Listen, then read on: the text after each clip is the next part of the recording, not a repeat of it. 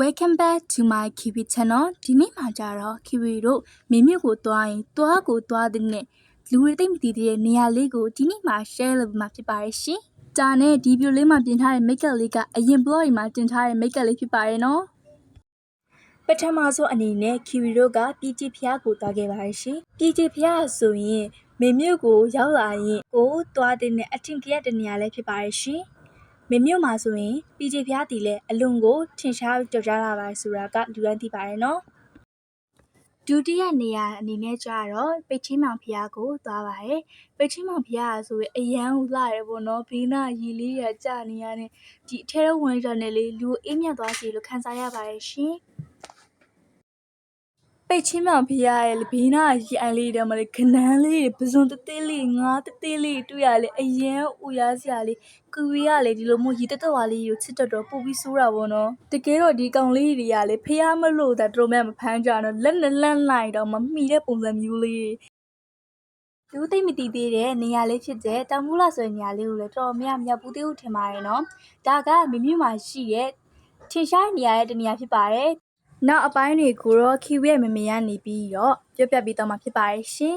ဆိုတော့လက်ကြည့်ပေးကြပါအောင်ရှင်တောင်မူလာကိုရောက်ရင်တောင်ပေါ်လေးမှာတောင်ပေါ်မှာလေးအေးလေးနဲ့အရန်ကိုစိတ်ကို relax ဖြစ်စေပါတယ်အဲ့မှာတောင်ပေါ်မှာဓာတ်ဖမ်းမှုနေရာလေးတွေလည်းအသင့်ပါပဲရှင်ကျမတို့ဓာတ်ပုံလေးရိုက်ပြီးပျော်ခဲ့ရပါသေးတယ်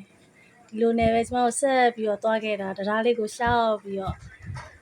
ဓာတ်ပုံရိုက်စရာတွေအရန်များလို့ဘယ်နေရာရိုက်ရမှန်းကိုမသိအောင်ဖြစ်ရပါတယ်ပန်းလေးတွေနဲ့ရှုခင်းလေးနဲ့တောင်ပေါ်လေးနူးနူးလေးနဲ့ပေါ့ရှင်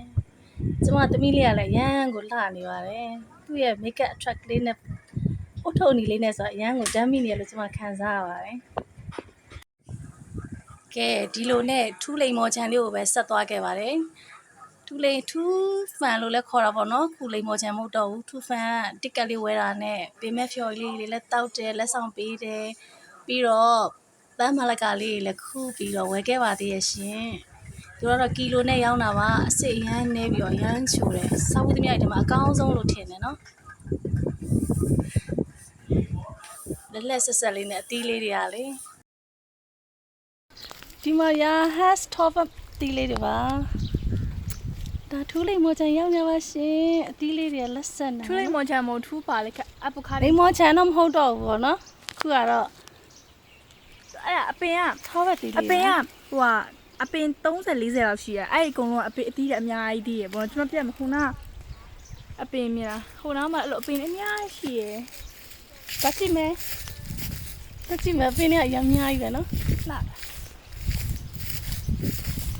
ဟုတ်ပင်ဆိုမကျင်းဟုတ်ပင်ဆိုပြတ်လာပဲခင်းလေးတွေကျွန်မနှဲ့ခူးလာမှာသိလားနှဲ့တစ်ခေါက်ထပ်လာခဲ့အားကြီးပဲပြောနေပါလေတတား